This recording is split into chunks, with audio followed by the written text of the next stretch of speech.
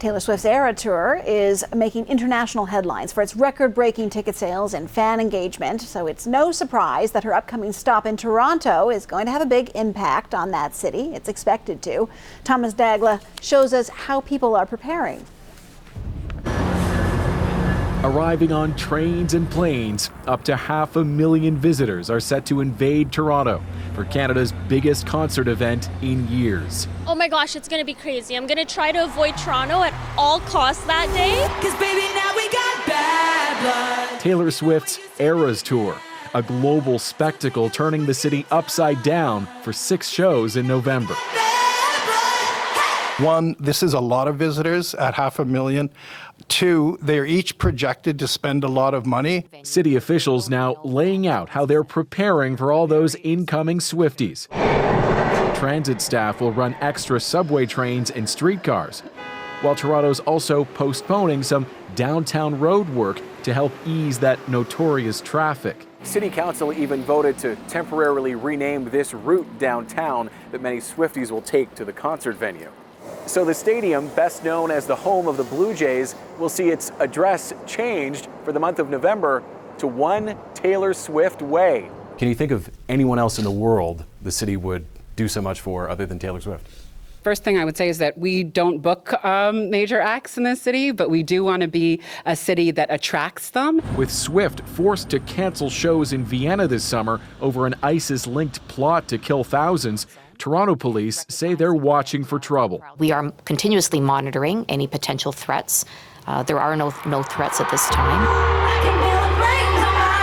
The highest grossing music tour of all time, Swift's concerts inject big money everywhere they go, with Toronto expecting a boost of nearly $300 million.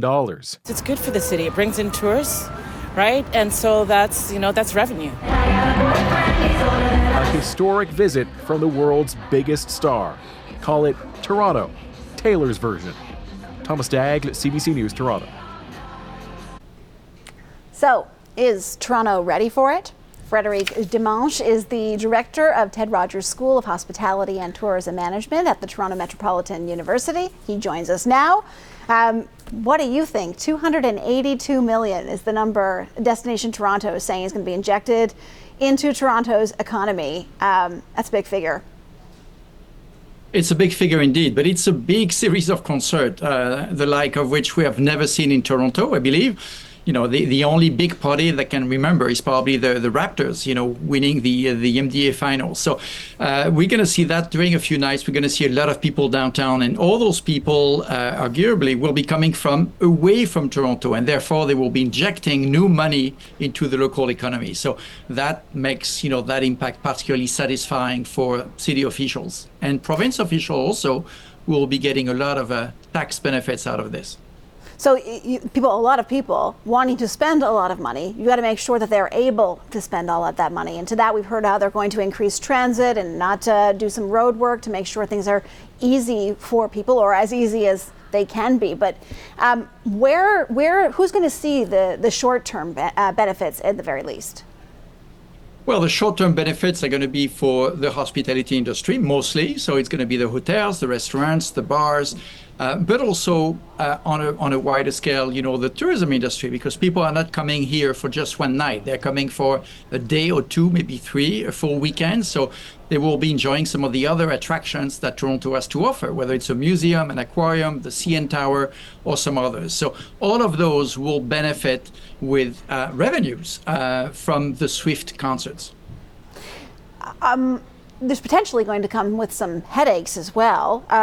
In your mind, do you think any of the headaches that come from this kind of influx of Swifties, tourists coming to a city like Toronto, is it worth it?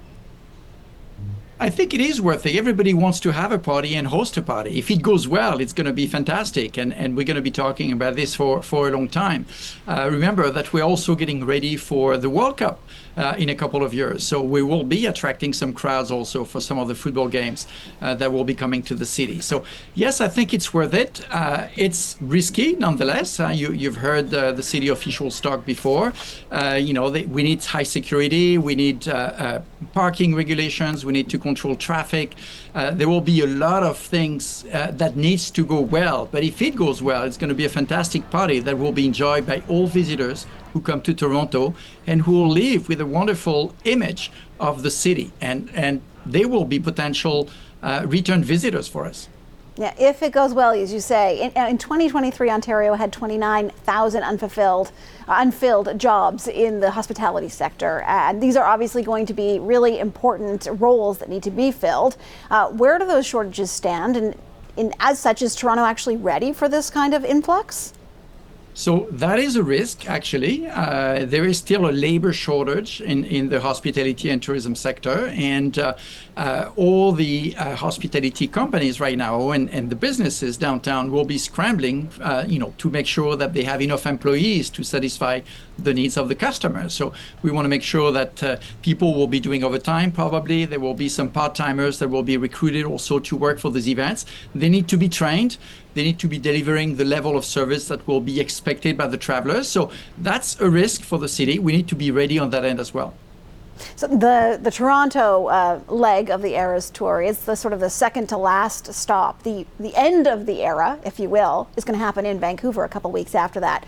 Taylor Swift going to be in Vancouver for 3 nights. Obviously, I'm assuming Vancouver's going to be watching what happens in Toronto very closely. But what do you know about Vancouver and the boost it might receive, especially given the fact that, as I say, it's the end of the Eras? It's the end of the tour, so of course you will receive a boost as well. There will be maybe not as many customers as we will have in Toronto because there won't be as many concerts. But we just look at all those concerts that took place in Europe, in the United States, in Canada. Vancouver will be looking at all those, and they will be expecting similar results. So it's an exciting time for everybody in the hospitality industry and for all destinations that are hosting those concerts. Frédéric Dimanche is the director of the Ted Rogers School of Hospitality and Tourism Management at Toronto Metropolitan University. Frédéric, thank you so much. You're welcome. Thank you, and happy Halloween.